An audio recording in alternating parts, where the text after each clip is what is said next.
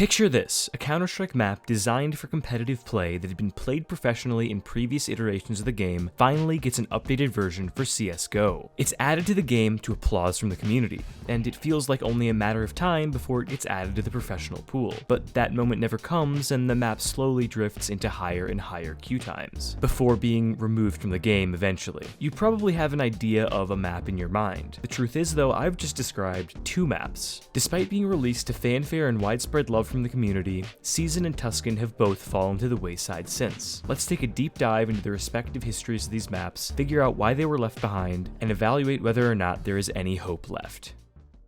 This video is brought to you by SkinsMonkey, a site where you can easily and safely trade your skins. With SkinsMonkey, you can instantly swap out your old skins and get something new. You can use code PENGUIN on the site to get two new things. First off, you get a free $5 after you complete your first trade with a maximum bonus if you spend $100 on the site, and secondly, you get a 5% bonus when adding balance to the site. Combined with the 30% deposit bonus SkinsMonkey offers already, there's an extra 35% for you to spend, making their offers very competitive. Follow my link in the description or the pinned comment and start trading today.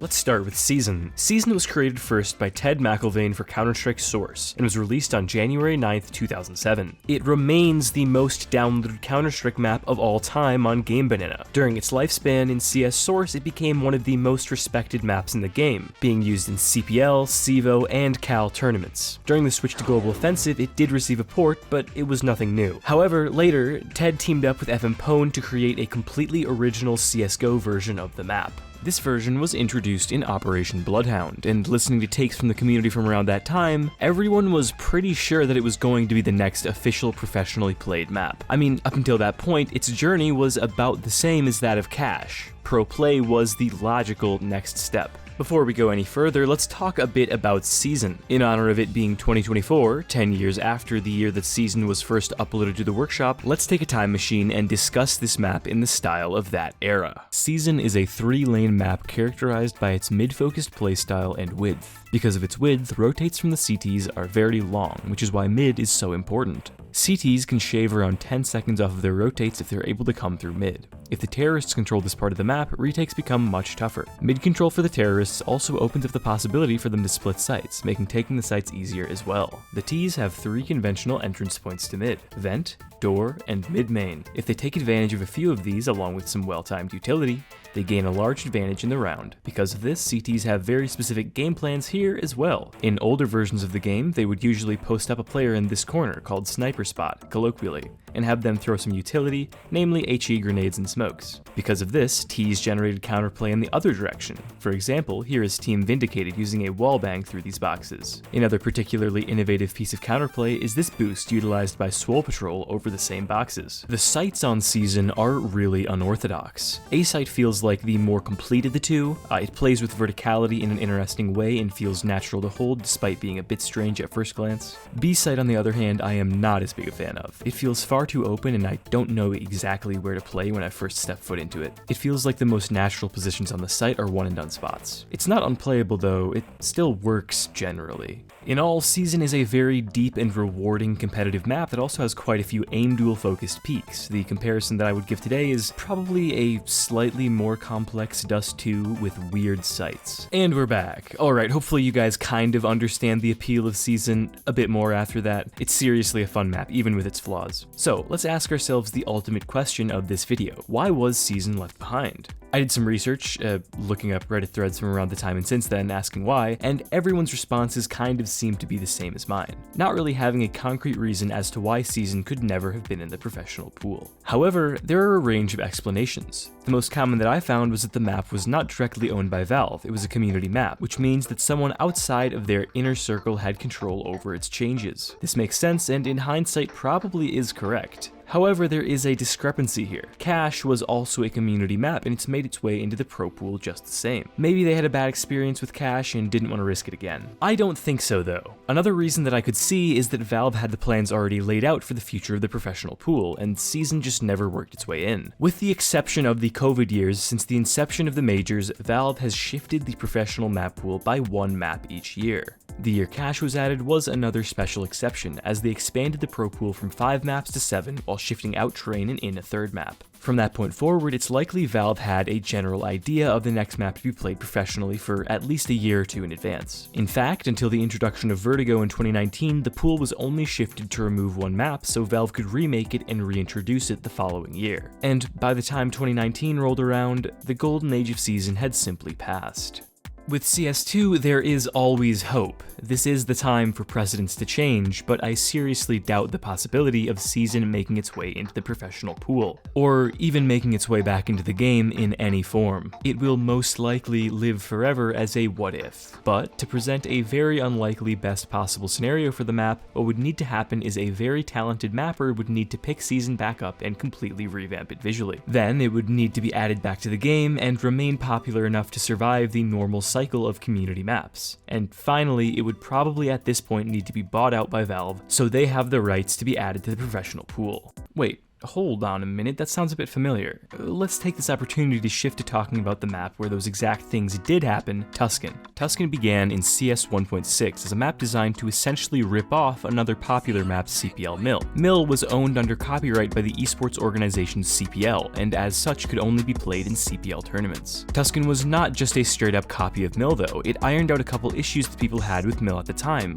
A key example of these quality of life improvements being the way that Underpass was streamlined. In the transition to CSGO, Tuscan did not make an appearance until 2014 when the map's original creator, Brute, finally released an updated version for the new game. This updated version was considered less than ideal. It was very cluttered and claustrophobic. As a result of these issues, this version of Tuscan was never added to CSGO officially, and the map lay dormant for years. Most people don't know this, but the first video that I made on Counter-Strike was on DE Tuscan. It was from a very long time ago, is very bad, and has been deleted for a while, but it's a part of my history, and if I'm going to talk about Tuscan again, I thought I might as well mention it. Also, just speaking of my channel, I did just set up a Discord server, check the link in the description if you want to join. At the time that video was released, things were about as bleak as ever for Tuscan, but around a year later, Catfood and Brute jointly announced that they were working on reviving the map. So yes, I do take full credit. The development was fairly public, with screenshots and playtest footage releasing frequently. When this map was released, most of the community kind of agreed that it was just going to be the next map added to the professional pool. It was beautiful, it felt like it was designed for modern Counter-Strike, and it stayed faithful to the old versions of the map. Tuscan was first added to the game alongside the reintroduction of Anubis as a part of the CSGO 10 10th anniversary update. At this point, the community believed that it was essentially a done deal and Tuscan would be the next map to get the professional treatment. A little while after this update came out, it was revealed in the game files that Valve had not just added Tuscan and Anubis to the game, but they had fully bought out the rights to both maps for $150,000 US and now had complete control over them. This approach is completely novel and provides us with more of a path for community mappers to follow if they want their maps to be added to the professional pool. With hindsight, we now know that Anubis was the first of the 2 chosen to be added to the professional pool, and once again I do take credit for this. Currently, unfortunately, there is no version of Tuscan available in CS2. So, is Tuscan going to fall into the same limbo that Season did? My answer is a resounding no. Valve are not the type of people to spend $150,000 on a map and not make good use of it. Tuscan almost certainly will be re-implemented, and I have a good amount of faith that it will be played professionally in Counter-Strike 2.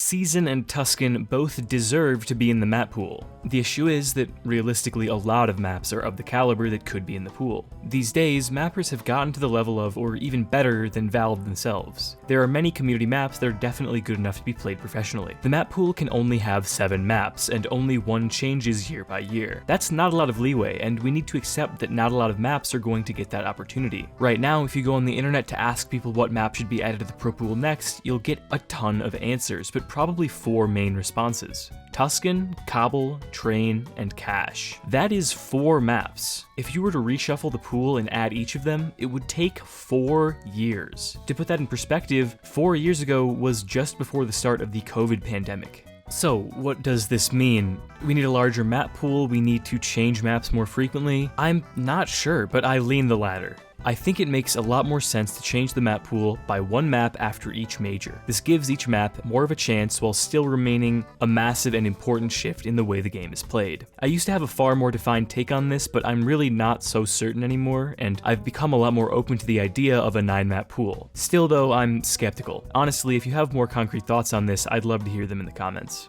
The mirrored stories of Season and Tuscan tell us a lot about the shifting landscape of the mapping scene of Counter-Strike. Community contributions are today as important as ever to the health of the game, as it seems like Valve has slowed down a bit with their original content, at least for a while until the game is in a bit more of a finished state. While it's true that not every map can make it into the professional limelight, each one, like Season and Tuscan, carries its unique legacy: iris, biome, insertion, etc.